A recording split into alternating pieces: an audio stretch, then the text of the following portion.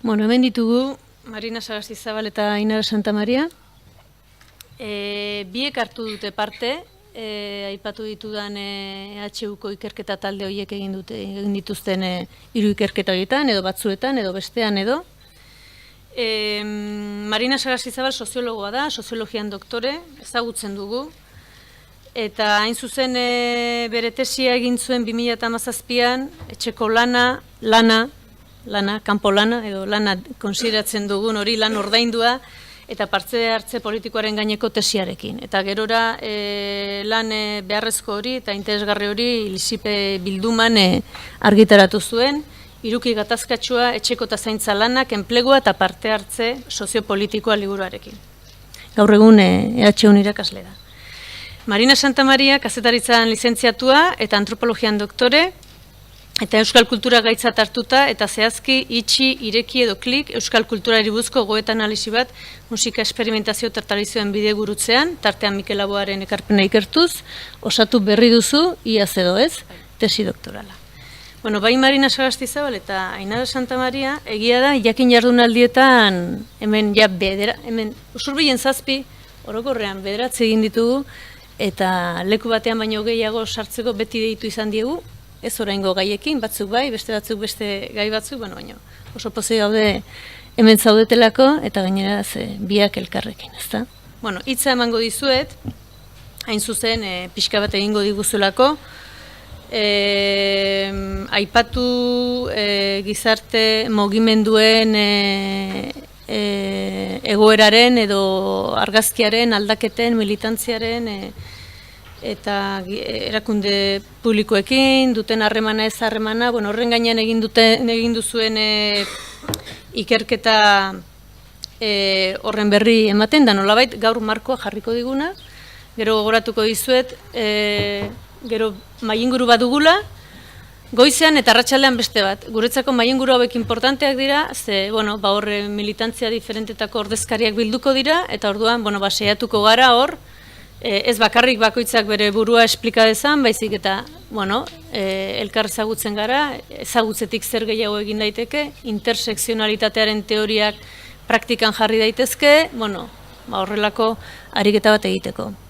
Emango dizuet ja hitza, 45 minutu, ondoro hitzen bazaizu eta 10 minutu edo galderetarako, ni horrez egongo naiz eta 5 minutu faltan edo abixatuko dizuet. Bale? Egun ondan hori, pentsatzen eban gogorregia, edo pentsatzen genuen gogorregia izango zela, igual gizarte mugimenduei buruz ordu honetan hitz egiten hastea, baina ikusten duzu parera begiratuta, ez dirudi alandanik, suposatzen dut hemen zauesan dano gizarte mugimendu hurbil sentitzen duzu ezela behintzat, ez dakit parte hartzen duzuen edo ez, baina hurbil seguru sentitzen duzu ezela, eta guk gaur hemen plazaratuko duguzenak, azkenengo 4-5 urtetan ikertutako kontu batzu dira, baina ziurrenik zuentzako ezagunak direna ja da, eta beraz, hartu aitzaki modun eztabaidarako eta gehiago sakontzeko ezainbeste egia balitz bezala, ezta? Eskerrik asko jakineko eta UEUko jenteari bai, gonbidatzea harren, eta Marina eta biok pixkat egingo duguna da, 3 ikerketa hauetan pixkat loreak sarrera egin dotzan 3 ikerketa proiektu horretan ikusitakoan barri emongo dugu. Nik lehen da bizitze egingo dut apur bat landa lanean ikusi dugun hori laburtzen saiatuko naz, eta Marinak bigarren parte baten egingo dabena da pixkat herritartasunan eta parte hartzean gaineko gogoeta bat, igual ja orokorragoa dana, ezta? Ez dakit zueri herri mugimendu esan da zer etortzatzuen burura, eta ziur nago hemen paper baten danok idatzikoa genuen definizio bat, ez litzatekela egongo bi definizio berdin ez genuzkezela topatuko edo nek ez topatuko genuzela, ez? Eta hori bada normala inaundi baten herri mugimenduen inguruko definizioa adosturik ez dagoelako gaur-gaurkoz. Eta ez egotearren ez dago bez izendapen bateraturik. Aipatu dau UEUkoak nola, herrigintza esan eta urbanismo itzultzen daben itzultzaien neuronalak, eta gure kasuan be, ikertzen hasi ginenin hori izen zen hasieratik topatu gendun oztopoetako bat, ezta? Batzuk herri mugimendu ditzen dotzela, beste batzuk gizarte mugimendu, guk erabaki genuen sinonimotzat hartzea biak, baina ez dakit horren inguruko adostasunik topatuko genuen hemen, edota zer esan mugimendu sozial deitzen badotzago, ezta? Azkenin, bueno, hausian hasia zan, kontzeptualki behintzat eta teorikoki, eta hori haren hasiagoa zen hizkuntza eta testuinguru ezberdinak gurutzatzen baben ikergaia, ezta? Hor ja, movimiento sozial, herrigintza, movimiento popular, bueno, bakoitzak, autore bakoitzak eta lekuan leku ikusten genuen esanei ezberdin bat emoten dotzela hitz horiei, ez?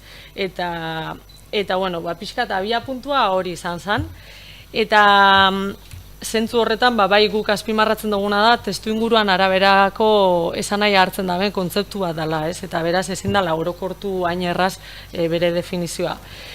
Eta herri mugimendu ala gizarte mugimendu esaten dugunin, badakigu herritarren parte hartze espazio soziopolitikoi buruz ari garela, baina espazio horiek ez dira nolabait betierekoak, ez? Aldakorrak dira, eta aldatzen ari dira, gizartea aldatzen dabilen ein berean, ezta? Lehenengo gizarte mugimenduak esaten da langile klaseari lotutako gizarte mugimendu horiek izan zirela, eta gero 60 eta 70 hamarkadan hitz egiten hasten da gizarte mugimendu berriei buruz, ez? Hor nolabait, mundu ikuskera modernoa eta bizi eredu kapitalista bera hasten dira kritikatzen gizarte mugimenduak, eta horren aurrean beste bizibide demokratikoago batzuk edo jasangarriago batzuk hasten dira aldarrikatzen mugimendu ekologistatik, feministatik, eskubide sozialen mugimendutik, eta nolabait 60 eta 70 hamarka horretan pixkat sozialan, kulturalan eta pertsonalan politizazio handi bat ematen da, eta horrek badakar gizarte ekintzaren esparru hori zabaltzea, ez? Eta anistea eta eratzea, ez? Eta azken garai honetan batzuek hitz egiten dute ja gizarte mugimendu berri ez hitz egiten hasi behar garela, apur bat sare sozial eta digitalizazioari lotuta, baina guk ikusten genuen ikerketa honetan, sare sozial eta digitalizazioa eta teknologizazio hori horrek gizartea eta herri mugimenduak aldatzen dabilen ein berean, badala beraien ezaugarri bat gizarte mugimendu berriena krisi testuinguru azkenengo hamarkadetan bizi egiten gabizen krisi testuinguru edo zibilizazio krisi orokor hori, ez?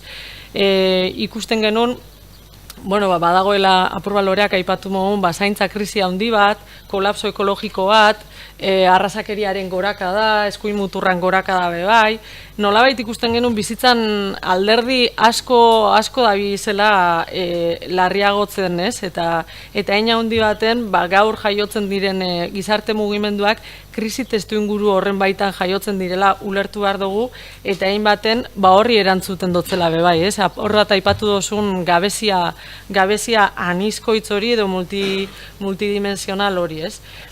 Hein handi baten krisi guzti horrek ekarten dabena da gizartean desberdinkerien areagotze bat, eta baita be demokrazia instituzionalarekiko halako urruntze bat, ez? Eta esan aldugu bi aldagai horiek oso presente daudela gaur eguneko gizarte mugimenduen diskursutan.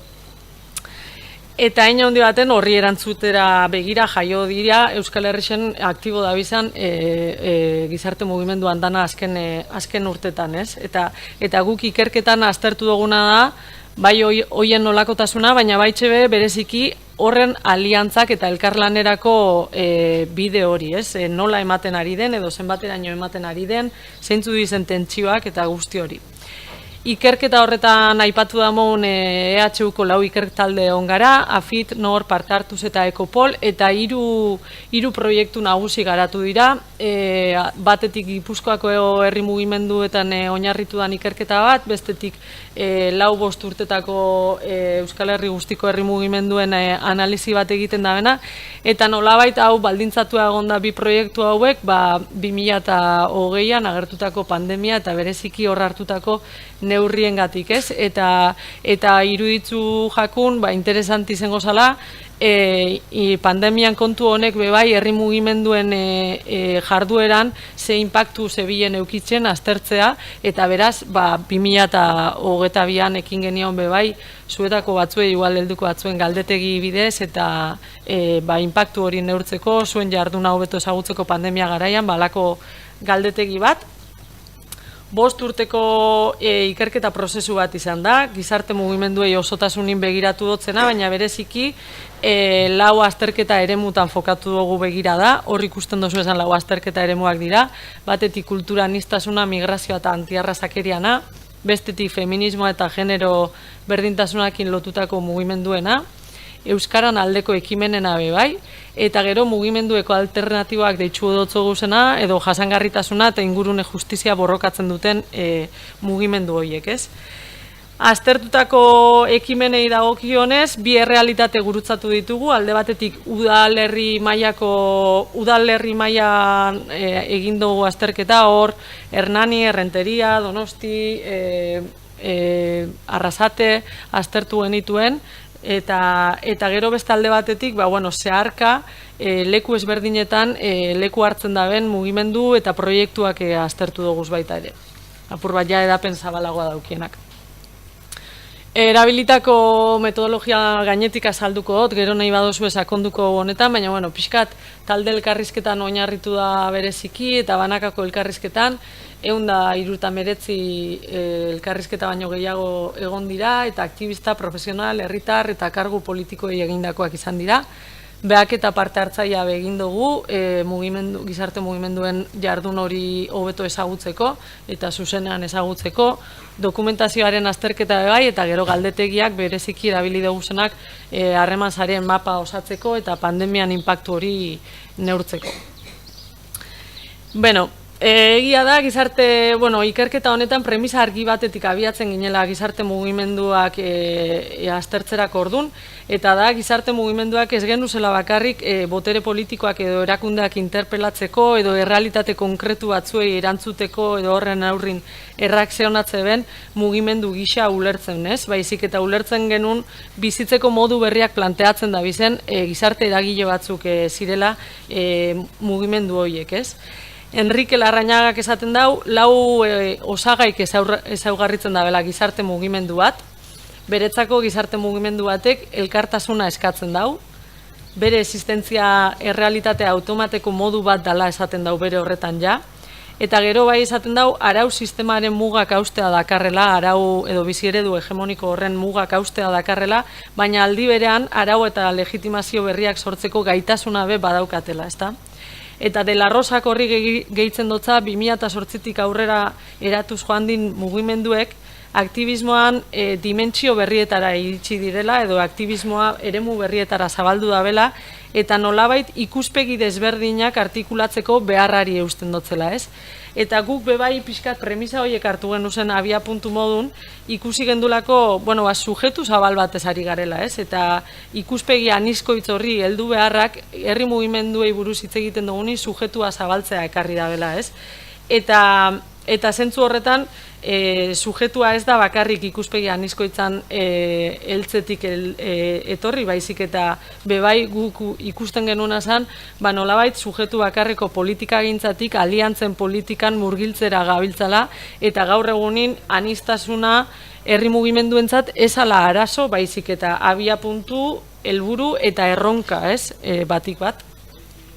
Eta pixkat guk jaso duguna azaltzera begira, hasiko naz oinarrizkotik eta dala herri mugimenduen konfigurazio hori azaltzetik hasiko naz, guk ikusi duguna da batez be Euskal Herrian gizarte mugimenduk geruza askotan antolatzen direla.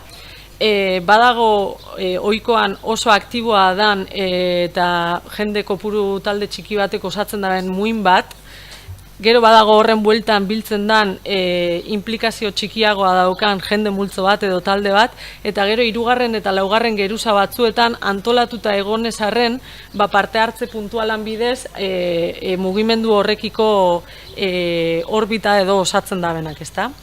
hor geruza horietan nolabait konpromiso eta dedikazio maila ezberdinak uztartzen di, eta beti ez da erraza izaten hori uztarketa hori egitea, ez? Hori izango litzateke topatzen dugun lehenengo herri mugimenduen konfigurazioan agertzen den lehenengo zailtasunetako bat, gainditu beharreko zailtasunetako bat, baina ez da bakarra, ez? Loreak aipatu da demogun, errelebo faltan abe, asko azpimarratzen den zailtasun bat dalako, ez?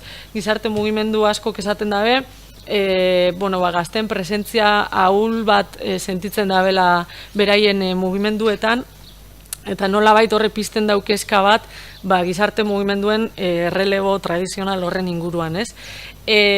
Kasu horretan mugimendu feminista badirudi salbuespen bat dala, mugimendu feministan lortzen ari delako neska gazteekin alako trantsizio natural bat egitea, ezta?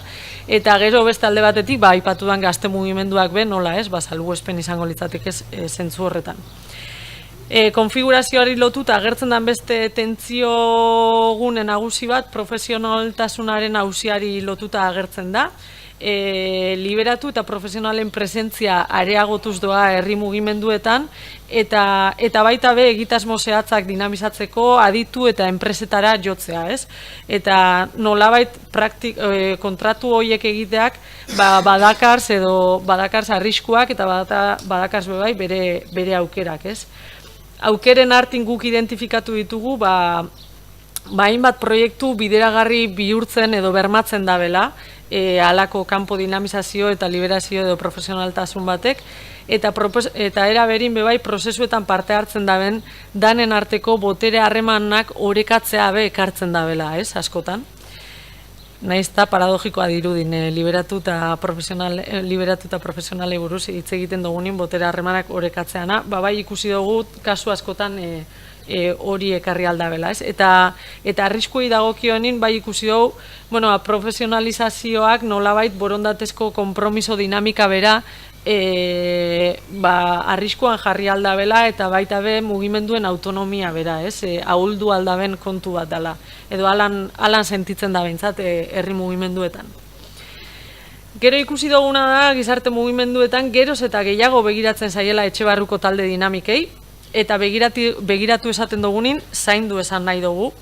Zentzu horretan beste behin be mugimendu feminista referentzia asko sujetu mogun agertzen da, mugimendu feministak eskarmentu handixe daukelako, genero desorekak biztarazi, metodologia parte hartzaileak aplikatu eta botere harremanak apur bat desartikulatzen edo ahultzen, ezta? Eta egia da, mugimendu feminista zentzu honetan referentzizko mugimendu bezala agertzen dela, baina oroar mugimendu feministan intzidentzia handixe da gainontzeko gaietan murgilduta dabiltzan mugimenduentzat, ezta? Gero elkarten izareari dagokionez bebai ikusi dugu epelagurreko ikuspegia gaientzen ari dela gaur egun. Igual tradizionalki egondan ikuspegi estrategiko eta epeluzera begiratzeko joera hori ahultzen da bilela eta gehiago epelaburreko ekintzek eta egitasmoek markatzen da bela gaur eguneko gizarte mugimenduen jarduna. Eta zentzu horretan esan beharko genuen militantzia eredua berkonfiguratzen da bilela, pixkat 3 ezaugarri azpimarratuko dunkez. Aipatu dotxuazenak, dala epeetan mugatutako militantzia bat dala, ekintzen inguruan gauzatzen dana eta konpromiso maila ezberdinak uztartzeko aukera ematen duena, ez? Pixkat, gure ustez horiek dira ezaugarri nagusiak identifikatu dugu zen abintzet. Gero zubigintza aipatu dut ikerketa honetan izan dela azterketa aztergai nagusietako bat, eta egia da, azterturiko herri eta leku guztietan topatu dugu zela mugimenduen arteko elkarlan dinamikak, ezta? Eragileek oso modu baikorrean baloratzen dotxue elkarlan dinamika hoiek, naiz eta beti ez izan beraiek nahiko luketen bezain sakonak edota ugariak. Elkarguneak oroar aberasgarritzat joten di, bata bestean berri izateko, gerturatzeko dinamikak errealitateak elkarrengana, aurre iritziak gainditzeko, konplizitateak sortzeko, baina danan gainetik agertzen dana da indarrak batzeko, ezta? Nolabait errealitatea eraldatzeko, elkartu beharran ideia hori bai agertzen da presentzia askokin. Ikusi dugunez, alor berindabizen herri mugimenduen arten elkarlanak edo zubiak eraikitzeko dinamika hori ohikoa da, eta zeozer puntualagoa, baina gaiak edo borroka eremuak ezberdinak dizenin, ezta? Eta horrek nolabait, harreman horien bidez guk bai ikusten dugu, errealago bihurtzen dabiela aurre ikusi gabeko politika bat egitean, ez? Eta hori badala asko apreziatzen dan kontu bat herri mugimenduetan. Gero ikusi duguna da zubigintza horretan, mugimendutan orbanakoen posizioa anizkoitza gakoa dela, aliantza horiek sortzerako ordun, ez? Badaude pertsona batzuk, aldi berein mugimendu askotako kide dizenak, edota erakundetako ordezkari dizenak, edota elkartetako langile, eta nolabait posizio edo esperientzia multiple horrek asko laguntzen dau, herri mugimenduen arteko errealitatea gerturatzen eta elkarlana gauzatzen, ezta? Eta gero bebai, eraberin ikusten da baliotsua dela bebai, elkarren arteko desadostasunak lehuntze aldera. Ez da bakarrik positiboan indarrak batzeko, baizik eta elkarren artean egon aldin urruntze horiek gerturatzeko balio da bela zubigintzak. Aldiz, bai ikusten dana da, zubigintza horrek mugimenduen eta erakundeen praktikak ezberdintzeko zailtasunak areagotzen dotxula, edota mugimenduen autonomian kontra etorri aldala askotan, ezta? Eta elkarlana egon badagoen arren, beti ez da erraza. Eta hori aitortzen dabe. Eta zentzu horretan, gatazka eta tentsioape agertzen di.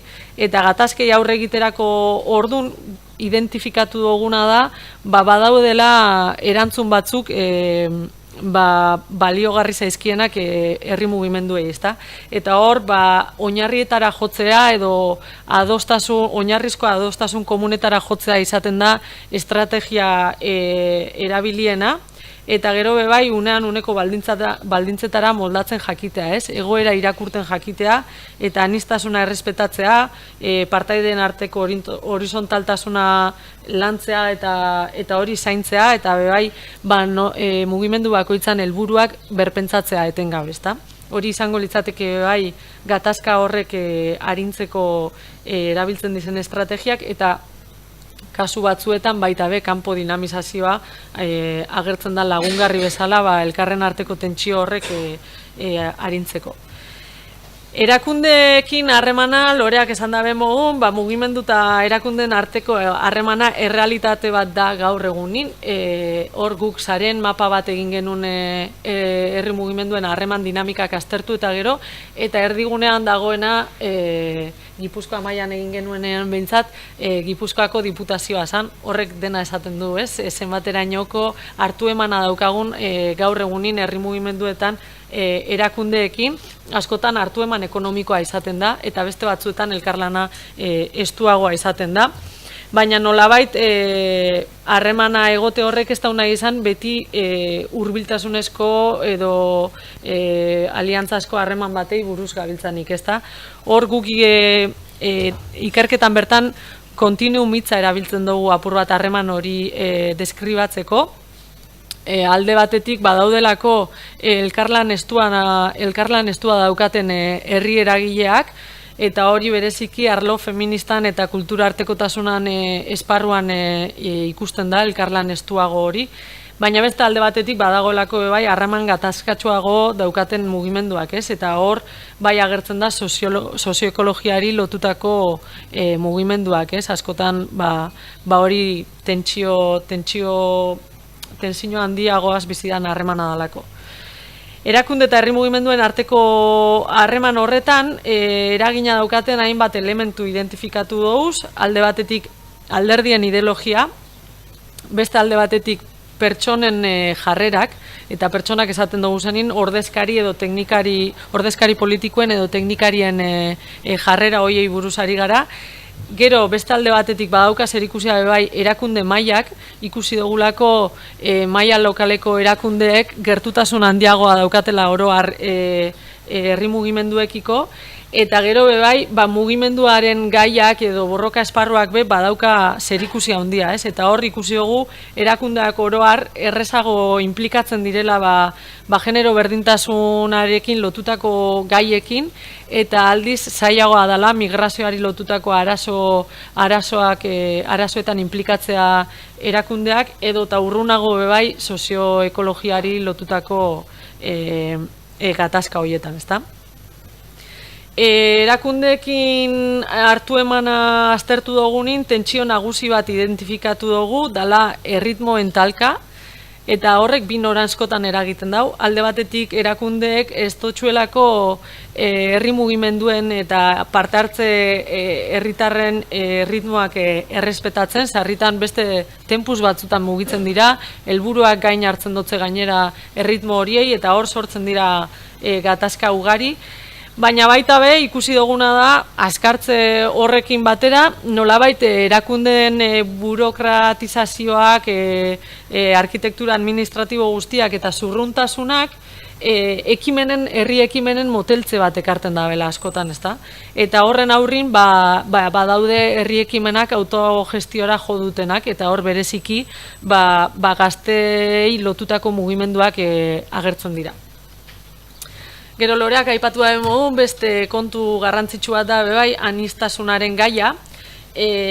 Aniztasuna gaur-gaurkoz mugimenduen lehen gai eta lema dela esaten dugu guk, etengabeko lanketa ere bai, eta gehiago edo gutxiago denak daude nolabait alegin horretan sartuta, ezta? Herri mugimendu guztien kezka edo agendan dagoen gai bat da. Eta aniztasuna hitz egiten danin, badaude utzuneak, aipatu dan utzune hori dago, aniztasuna bereziki anistasunari buruz galdetu eta migrazioa etniaz eta jatorri kulturalari buruz hitz egiten dotzuelako herri mugimenduek, eta aldiz bestelako aldagaiak, izen aldana sexualitatea, ideologia, erlijioa, hizkuntza, gelditzen dira pixkat bigarren maila baten.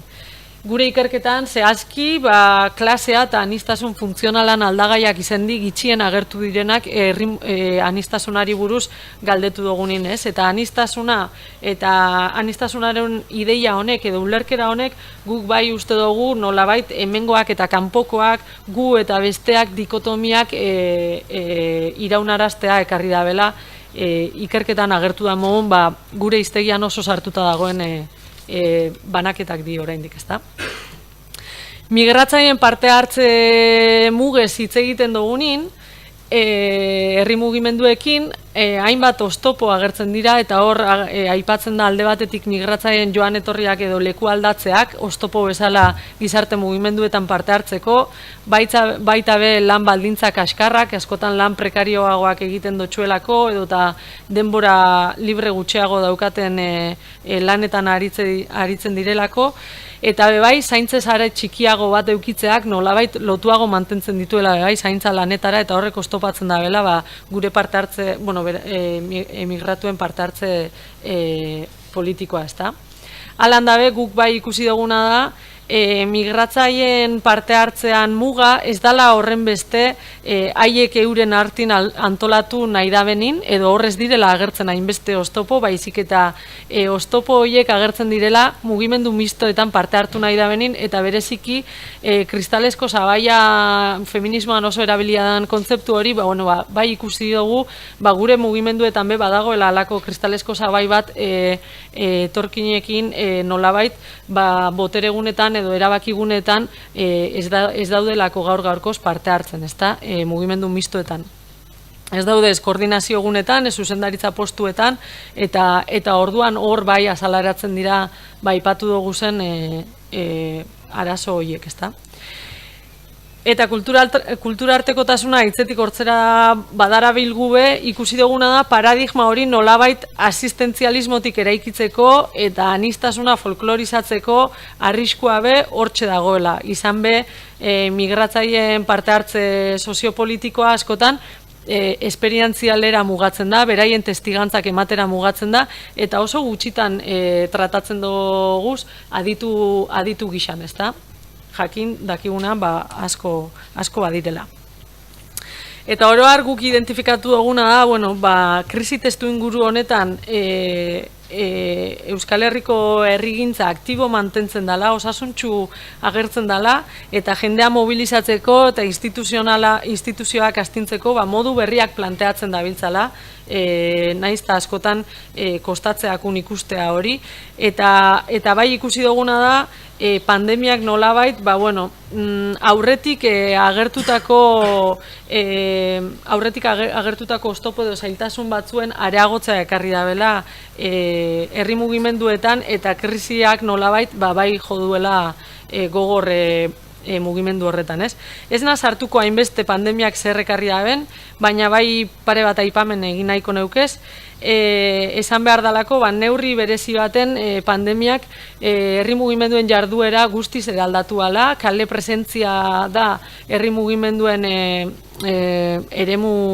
jarduteko eremu ohikoena, eta nolabait pandemiari aurre egiteko hartutako neurriek kale presentzia horren mosketa handi bat ekarri ben edo mugatzea handi bat, eta ondorioz bestelako komunikazio bideak agertu zin, eta hor, elkartze virtualen eta eragite virtualen gai hori areagotu egin zan, ezta?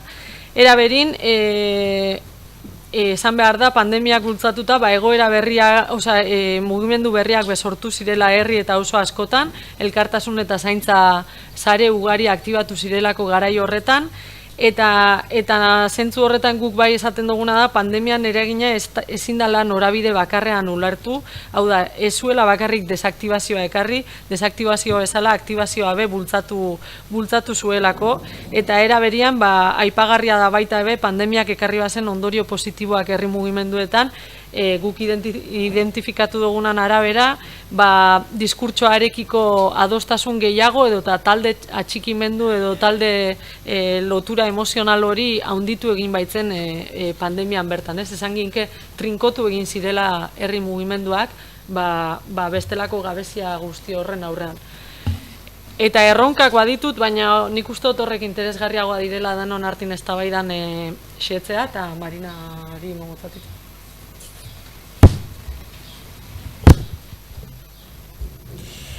Ez daki denboraz zemoz gabiltzan? Vale. Nik, kokapen orokor honetatik egia da ni gainera ikerketara beranduago sartu nintzela, ez, edo geroago heldu nintzen, eta bazterketa eta lan orokor horretatik jasi ginen, ez, apur bat, hausnarketa batzuk edo gogoeta batzuk abiatzen, eta pixkat, horren zertzelada batzuk ekarriko ditut, baina nahiko labur. Eta, Ainarak aipatutako hainbat kontuetan, igual apur bat gehiago sakondu, edo. Azken finean, ez, justo Ainarak aipatzen zuen kristalesko sabai hori, ez, aipatu da baita ere prekarietatea, ez, nolabait, badaudela faktore estruktural batzuk, oztopo gisa, ez, funtzionatzen dutenak, hitz egiten dugunean bai parte hartzearen inguruan, eta parte hartzearekin batera herritartasunaren inguruan ere bai, ez? Horren inguruan pixkat hitz egin nahiko nuke, ez? Nor parte hartu dezake, nor sentitzen da proiektu baten parte, zeren arabera, nor da herritarra, ez? Nor kontsideratzen dugu ere bai herritar. Eta horren atzean hori ze faktore, ze baldintza, ze ezaugarri, eta bereziki tentsioetan jarriko dut azpimarra, apur bat horrek ere markatzen ditulako tentsio horretatik, tentsio ez zerbait negatibo bezala, azken finean, nik ulertze dut ere, gatazka eta tentsioa badela etengabe mugimenduan mantentzen gaituen zerbait, eta eri bagara gizarte mugimenduei buruz hitz egiten, mugimenduan egon behar gara, eta hori beti gatazkatik eta tentsiotik dator. Orduan, beraz, parte hartzeari buruz hitz egiten dugunean, kontutan hartu behar ditugu hori, faktore struktural horiek, faktore materialak ere deitzen zaie, Eta hemen erabat hitz egin dezakegu, hori ez gure bizitzak. Nola daude egituratuta, nolakoak dira, zenolako erritmoetan bizi gara, zenolako prekarietate mailan bizi gara, lan prekarietateari erabat lotuta dago, prekarietateak badakigu, emakume aurpegia dauka bereziki, emakume etorkina bereziki, ordutegi amaigabeekin, adibidez, pentsa dezagun, etxeko langile egoiliar baten testu inguruan, beraien egun libre bakarra igandea da, eta hori da militantziarako dagoen esparru guztia, eta horrek bai ala bai muga batzuk ekartzen ditu, lan bat baino gehiago izan behar izatea, traba burokratikoak, etengabeko ilarak, etengabeko itxaroteak, nolabait ez gure eguneroko bizitza bizirautean oinarritzen baldin bada, horrek bai ala bai, badauka ekartzen du oztopo nabarmena, parte hartzean aritu alizateko. Hemen baita ere, aipatuko nuke, lehen Loreak esandako hiruki gatazkatsuaren ideia horri, gainera, lan ordainduaren prekarietate horri gehitu behartzaio lan ez ordaindu guztiak, bizitza sostengatzeko lan hoie guztiak. Eta Hego Euskal Herriko testuinguruan bereziki eredu familista bat daukagu, zeinetan zaintzari lotako zerbitzuak oso eskasak diren, eta ulertzen da, politikoki ulertzen da, edo politikagintza egitean, familia dela lehenengo agentea, eta familiatik kubritu behar direla lan guzti horiek, eta familia bakoitzak ikusi behar du nola antolatzen duen, eta sarri familiako emakumeak dira lan horiek asumitu behar dituztenak, edo askotan erabiltzen den externalizazioa oso lan baldintza prekarioetan. Bueno, hauek izango ziren, nolabait faktore struktural horiek, gehiago aipatu daitezke, baina labur azaldu nahi ditut, Eta gero daude, barne faktoreak, faktore kulturalak ere bai alditugunak deitu, eta hau oso lotuta dago, gizarte mugimenduen edo herri mugimenduaren egiteko erekin, pentsatzeko formekin, kosmobizioarekin, inkluso nahi badugu, lagundu dezaketenak edo kontrakoa, oztopo bilakatu daitezkenak, nola ulertzen dugun, hitz egiten badugu militantziaz edo aktivismoaz, beste batzuk bolondrez lanei buruz ere hitz egiten dute, horrek esaten digu oso argi, horren atzean zenolako ideia daukagun eta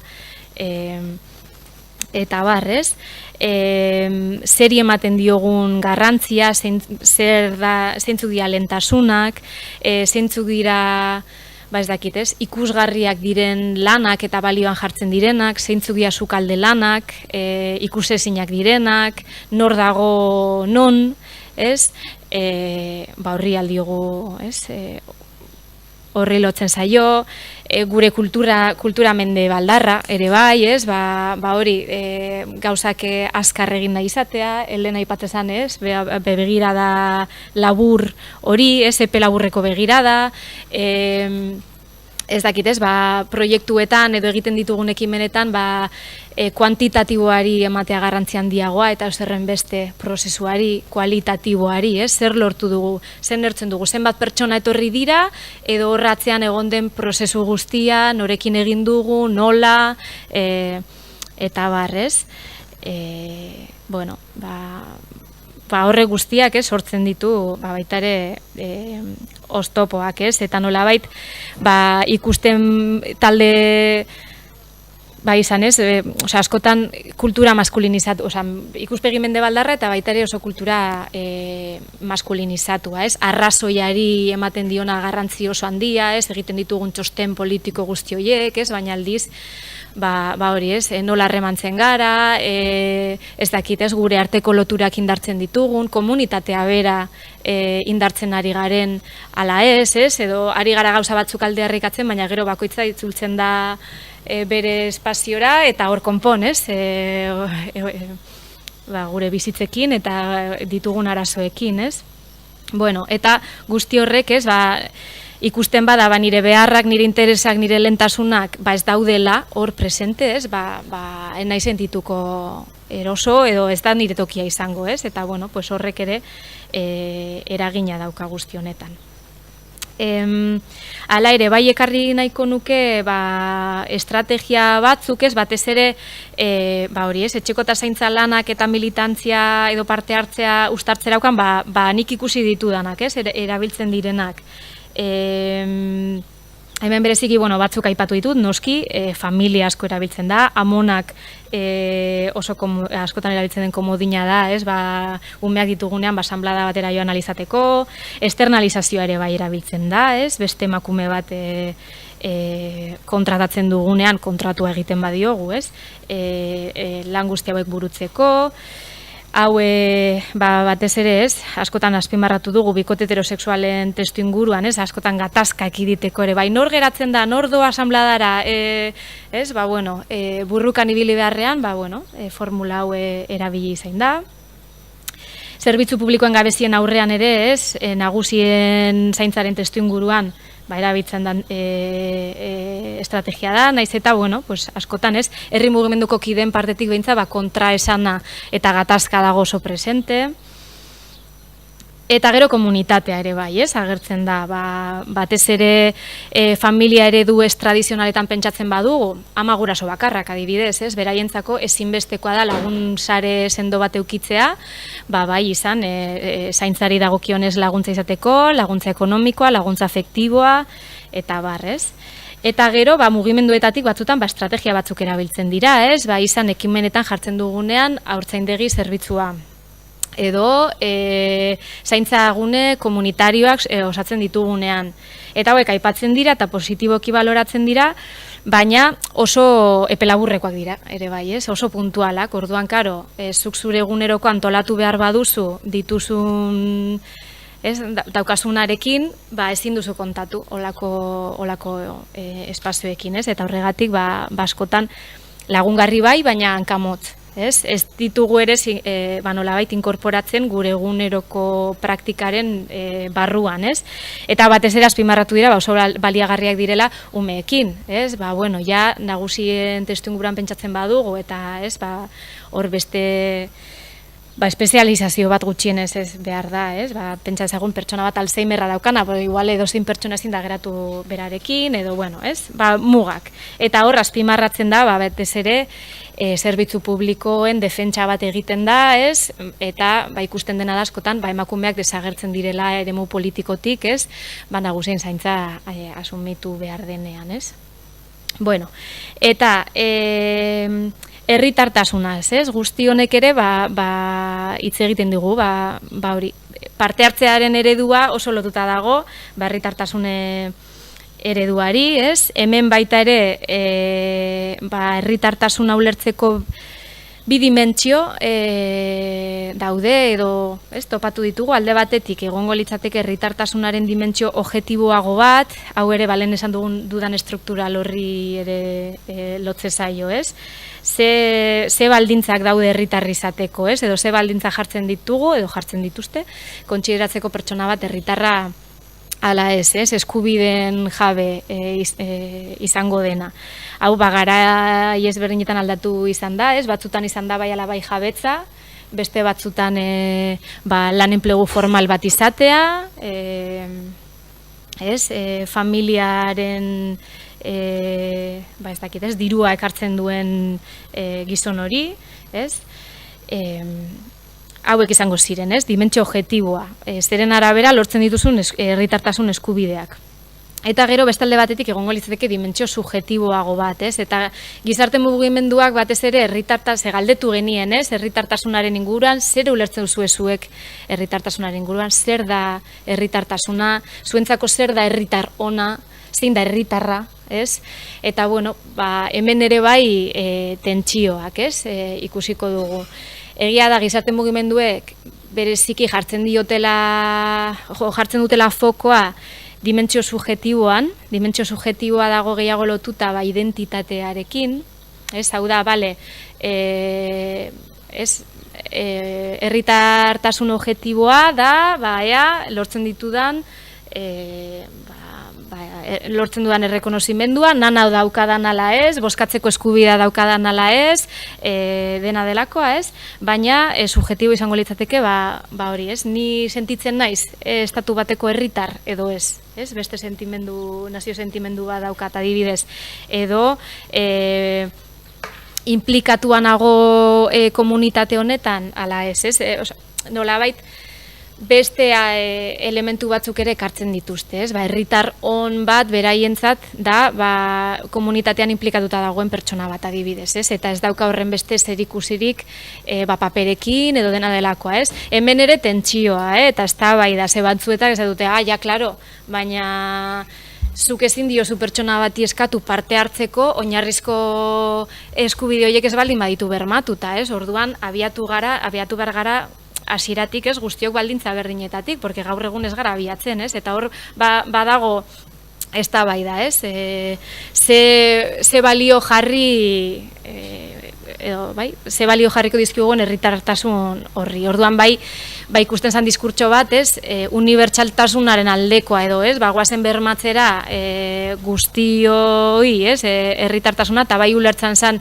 herritartasuna zerbait praktiko bezala, hau da, hemen bizidan pertsonari, edo bizi proiektua Euskal Herrian daukan pertsonari, hori da guretzako herritarra, eta jazta, hori da oinarria, herritarra izateko, eta gero, behin oinarri hori daukagula eskubideak bermatuta dauela, orduan ja hitz egin dezakegu parte hartzeaz edo hizkuntzaz, ze hau ere bazen beste afera bat, tentsioak sortzen dituena, hori euskara guzti honetan, non kokatzen da hizkuntza eta non kokatzen da euskara, herritartasuna ikuspegi objektibo horretatik begiratzen badiogu, herritarra izateko eta nazionalitate espainola edo frantsesa lortzeko, hor, naziotasun bakarra dago eta hizkuntza bakarra dago, hau da, hori, nazionalitate espainola lortzeko, nik bai ala bai, espainola jakin behar dut. Euskara ez dite lagunduko bide horretan, inondik inora, eta orduan badaude traba erreal batzuk, Orduan, gure testuinguruan Euskal Herrian bilakatzen da afera gatazkatsu, nola sustatu euskara, nola egin, hurbiltzeko euskarari eta euskara izateko harrera hizkuntza desabantaila batean kokatzen denean, nola baita edo ez duena begirada oso praktiko hutsetik zer aportatuko dizu, edo etorri berri den pertsona bati zer aportatuko dio. Euskara, da horri ikusten zanez, batzuk esate zuten, herri euskaldunetan, edo oso euskaldunak diren herrietan, bada komunitatearen parte izateko modu bat, praktikoki, hitz egiteko, komunikatzeko behar duzu, iritsiko zara beste eremu batzuetara euskaraz baldin badakizu, gazteleraz ezarena iritsiko. Baina, errealitatea igual ezberdina da, gaztelera hegemoniko egia den eremuetan, nun adibidez batzuk esaten zuten Nafarroaren kasuan, karo, guk etorri berri esaten diegu kokatzeko afera politiko baten, afera gatazkatsu baten, nolabai gatazka baten aurrean posizionatu zaitez. Esaten zuten, hau ezin diogu ere eskatu, azkenean Nafar batentzat egunero euskara egitea bada autu politiko bat, bada ez da zerbait erreza, ere ez, orduan, badago eztabaida potentea horrez, batez ere hizkuntzaren afera, testuinguru anitz, eta subjektu anitzen herri mugimenduen elkarlanerako zera hontan, bada kontu garrantzitsua. Eta amaitzeko, besterik gabe, nartzen egon ginen ere bai, susurlarien kontuarekin, gero eta gehiago, gizarte mugimenduetan zabaltzen ari den praktika bada, susurlariena, eta nolabait, bermatu duena, ezberdinen arteko elkarlana edo topaketa, behintzat, euskarari uko egin gabe, Naiz eta, hemen ere mugak, baita ere ulertzen da, susurlariena dela oso praktika, gaur aurrera eraman dezakeguna, baina ez dakit estrategikoa den, beti susurlariena erabiltzea, Bat, mugak dituelako, askotan erabiltzen dugu susurlariak aurre ikusten, euskaldunak izango garela gehiengoa, hemen salaren erdia baino gehiago, ez baldin badaki, eukiko ditugu 50 pertsona eta horrek komunikazioa estopatzen du, askotan, ez dakit, salbuespena denean erabili daiteke, salbuespena denean pertsona batek ez jakitea euskara, baina ez denean hori komplikatzen da, Hor, haseida erabiltzen ere, itzulpengintza zerbitzua, automatikoa azken ekimen askotan, izan Durangoko topaketa feministak, izan esamatasunak jardunaldiak, orain hemen zuek zabetela, eta horrek ere, horrek funtzionatzen du, baina baditu bere mugak, dirua behar duzulako, katxarritoak lortzeko, behar dituzulako itzultzaileak, arazo teknikoak ekartzen dituzte askotan, beti ezin dugu ordaindu, dirua muga bada, eta orduan zer egiten dugu dirurik ez daukagunean, pertsona bati aldio egun modu puntual batean eskatu, aizu itzuli asanblada bat, baina karo, 5 ordu egon behar bada hor, dalekete pego itzultzen, pertsona horri ere ordaindu beharko zaio, noiz bait, edo mugak badituela, eta garrantzitsua dela ere, euskarari ematea balio politikoa nolabait, eta ezin du kendu, ezin da dana konpondu susurlariekin, jarraitu gizarte mugimenduek badaukatela zeregin handi bat, euskararen defentsan eta aldarrikatzen, euskara izan behar dela doakoa mundu guztiarentzat, behintzat nahi baldin badugu hizkuntzaren euskara erdigunean egotea, bestela oso zaila izango da, eta hortik igual alda eskatu konpromisoa euskara ikasteko jendeari, baina beti ere horretarako baldintzak baldin badaude, orduan, hor utziko dut. Eskerrik asko.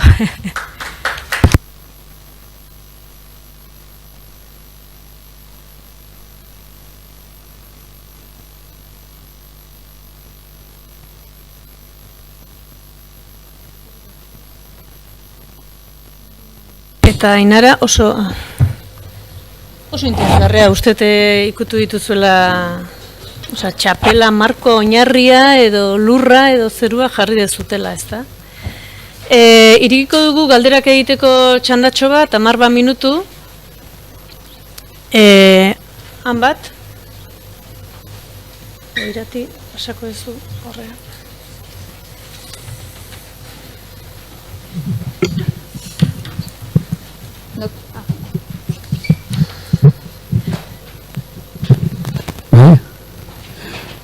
Mugimendu bat jarraituko badu, mantenduko bada, arau batzuk beharko ditu bere baitan. Ez dakite nik ez bat ere argi ikusi, bi klasetako leizke, dituenak eta ez dituenak noski, baina ez bat ere argi ikusi zemaitean hori kontuan hartzen dan. Barne araudi bat nor izango da zuzendari, nor izango da ez dakizer, langile, barne araudi bat beharko luke hori realizateko, noski, praktikak ematen du, ez da beharrezkoa, derrigorrezkoa. Eta gero dau, mugimendu horrek besteekiko euki dezazken konpromisoak betetzeko. Legearekiko, beste mugimendu, beste persona, beste entidadekin harremana izateko. Zemaitaino da hori, zemaitaino aurrikusi da hori, zemaitaino landu da hori, zer da hortaz?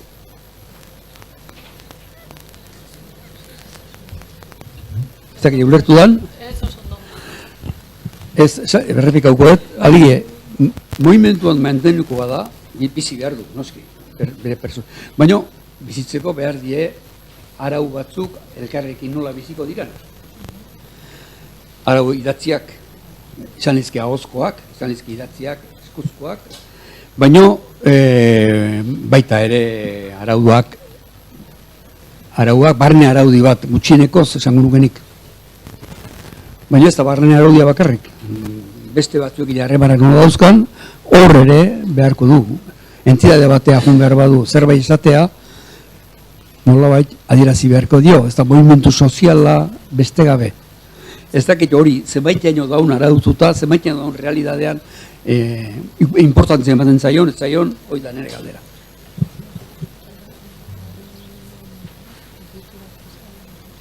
Ez dakit ondo ulertu dugun, Baina, Bai. Oroar, mugimendu guk ikertu dugu zen mugimendu danek arauak baino egitura hori badaukate definitua, nik esango nahan, eta hein handi baten lehen esan dugun geruzen antolaketa modu hori izango litzateke horren isletako bat, ez? Argi daukate badagoela muin bat, nortzuk dauden muin horretan, muin horren funtzioa zeintzu izen, eta baita be, osteko geruzak zertarako baliatu nahi dotxuen nork parte hartzen duen, eta zein dan euren ekarpenan hori, orduan, barne mailako arau horiek idatzita edo idatzi gabe gehienetan egoten direnak nahiko definituta daudela esango neukenik. Gero egia da, geroz eta gehiago direla araudi ofizialen baitan aktibatzen din mugimenduak eta nolabait elkarte bihurtzen diren mugimenduak eta ja nolabait autogestioa eta autonomian horretatik urratz administratibo hori egiten dutenak eta hor ja bai, bueno, pixkat bai topatu dugu bereziki feminismoan eta kulturartekotasunan eremu horretan geroz eta elkarte gehiago direla elkarte izaerak hartzen dotsuenak eta araudi administratiboen baitan sartzen direnak. Egia da, bigarren mailan gelditzen direla gero beraien estatutuak eta beraien kontuak eta gero gauza badala ofizialki zer eskatzen dan eta beste badala nola antolatzen diren eta beraiek horren aurrean zer jardun egiten da benez. Baina nolabait bai horri ikusi da badagola hartu eman handiago bat erakundeekin urratz hori emondaben mugimenduen artin, ez? Nolabait horrek ja lotura bat eskatzen dielako, errastasunak be bai, esango neban, bai baimenak eskatzerako ordun, bai diru laguntzak eskatzerako ordun, bai interlokuzioa errazago izaterako ordun. Baina, bueno, oro har esango neban momentu honetan danetarik dagoela, sartu direnak arau administratibo horietan edo ofizialtasun horretan, eta ez daudenak, eta batzuentzako bada eztabaidagai, eta beste batzuentzako ez. Hor danetariko realitateekin topatu gara, ez dakit hori basan galdera zehatza, Argi dago. Beste puntu atorri zait hor aiala guain esaten? Igual pasa mikrofonoa demokratizatu ingo bitza, beste inor galdera nahi badu egin. Demokratizatzeko pixkat, eta arte asko ez daukagulako. Bai, egunon, zera loreak astapenean niretzat oso garrantzitsua den eta ideia bat bota duzu, alegia desboteretze edo desjabetza egoera batetatik sortzen dela eta egi mugimendua. Eta bura etorri zait lotura egitea errezibitu ginituelarik zapatistak Euskal Herrian duela garai, hilabete batzu, urte gutxi. Azaldu ziuten zein zen beren komunitateen eta funtzionamendua. Eta alegia bertan egi mugimendurik ez da. Zeren ez dago separaziorik administrazioa eta herriaren artean. Alegia herria da, bere burua administratzen duena. Eta zentzu horretan, galdetu nahi nuen, ea ikerketa hauek egin dituzuelarik egi mugimenduarekin, hain zuzen, ea galdegin diezuen beren existentziaren jatorriaren arrazoiei buruz. Lotuz pixkat horrekin. Azken finean, desjabetze eta desboteretze egoera batetatik datozela ez. Eta ikerketan berean hori buruz gogoetarik baden edo.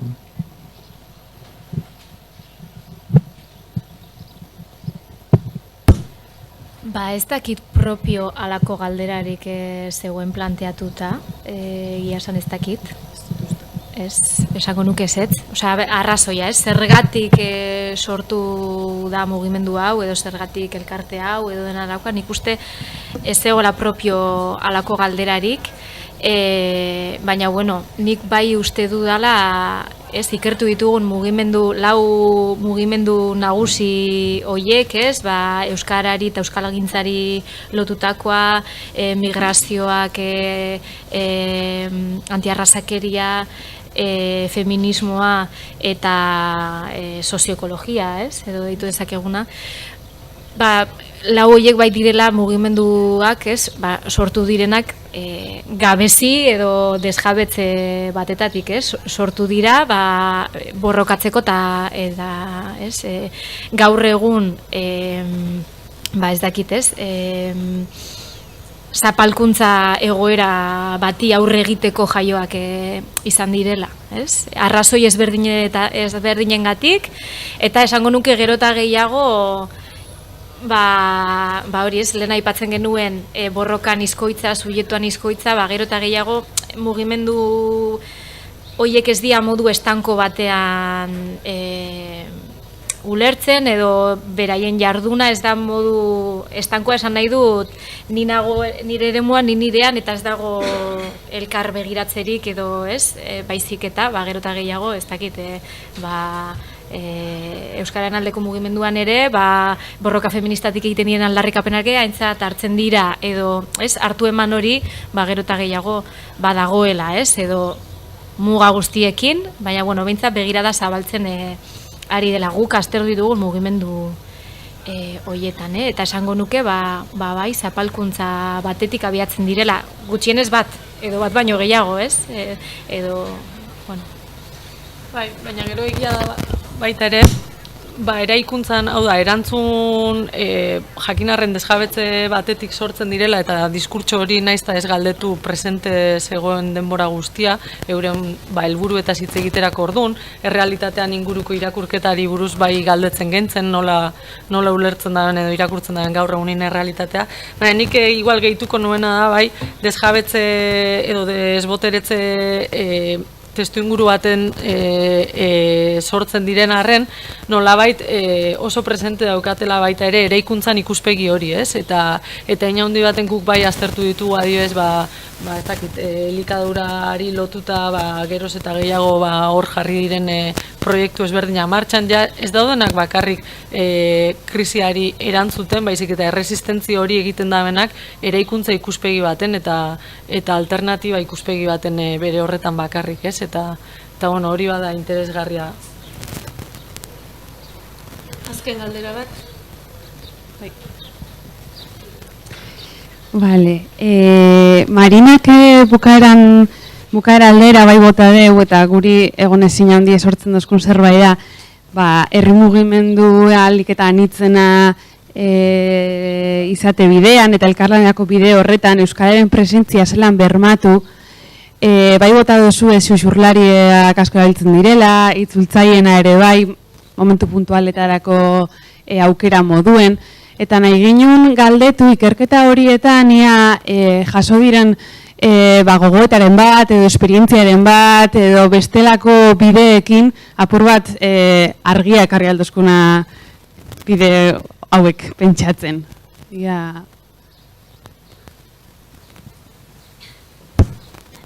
Barita magikoa nahi duzu. Bai, mesedez. Ez dago lakoik. Nik esango nuke, olako ekimenak sortu direla oso modu ikuspegi praktiko batetik, eta igual behartzaiela beste buelta bat eman. Praktikotasunetik harago eta komunikazio bide bat izateaz harago, edo hizkuntza komunikazio bidea izateaz gain, egia da, atzean badagoela autu politiko bat, nahi da euskara erdigunan jarri, bale. Baina, falta da nire ustez, edo oraindik jarraitzea hausnartzen eta apur bat ikuspegi ezain gaurkoan oinarrituta, baizik eta luzera begira, nola nahi dugun kudeatu, ea mugimendu guztiok txertatuko ditugun euskararen inguruko aldarrikapenak, eta egingo ditugun hainbat eskakizun administrazioei edo dena delakoari, euskara normalizatzeko, euskararen publikotasuna bermatzeko, hasiko garen euskara klaseak ematen herri mugimenduko kideok ere bai ez dakitenei, ez dakit, uste dut praktikotasunean nola baiter hori garela, ez, epe laburreko begirada horretan agian gaudela gehiegi, eta falta zaigula, hausnarketa sakonago bat agian, ez? Hori esango nuke. Asker. Bai, askar izango da. Hori, zuzurlarien kontuekin lotuta, nire esperientziagatik eta batez ere kideen esperientzietatik, nik uste bai izan duzun bezala, ez, baliogarri eta praktikoa izan daitekela kontekstu zehatz baterako, baina ematen dira espazio batzuk non parte hartzea mugatzen da, eta igual da erabakiak hartzeko espazio bat, ahots izateko espazio bat, eta azkenean horrek mugabak jartzen du edo azkenean, osea, segun gaurko formatu adibidez galderen tartea aparte, bueno, pues moldatu naiteke horrekin, baina asanblada bat, erabakigarri bat, non ahots guztiak izan behar ditugunan, azkenean rola pasiboa bihurtzen da, eta askotan, ez, gainera bai daue pertsona txuriak euskara hitz egiten ez dutenak, baina gehienak izaten dira, adibidez espazio feministetan, emakume migratu arrazalizatuak, eta azkenean ikusten da, como jo, ez dakin nola parte hartu, nola sartu, eta geratzen zara, bueno, egon zara espazio horretan, baina parte hartzea ez da existitu, ez?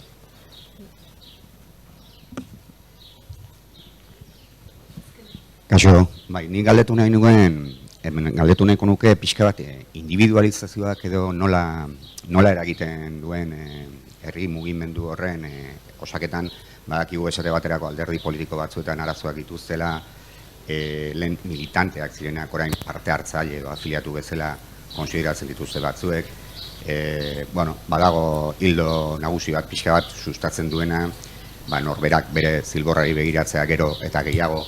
Orduan pixka bat horrek guztiak eta giro horrek zer sortu duen herri mugimenduen osaketan, hori xe jakin nahiko nuke.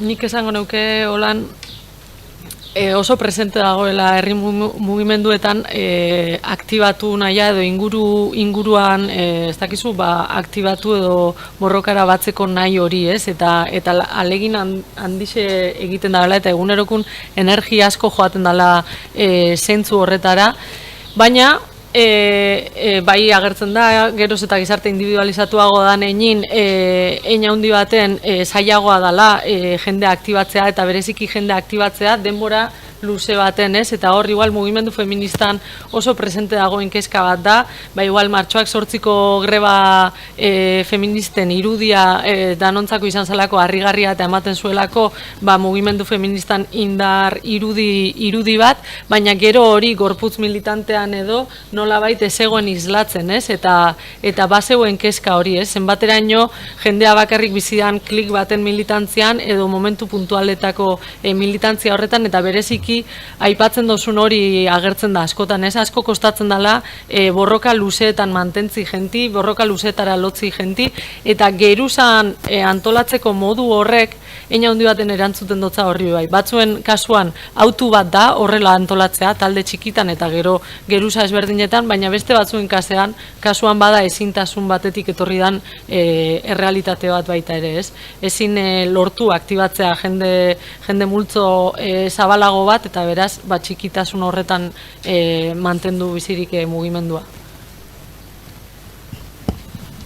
Gai interesgarria, galdera asko, segurazki. Orain kafe ordua,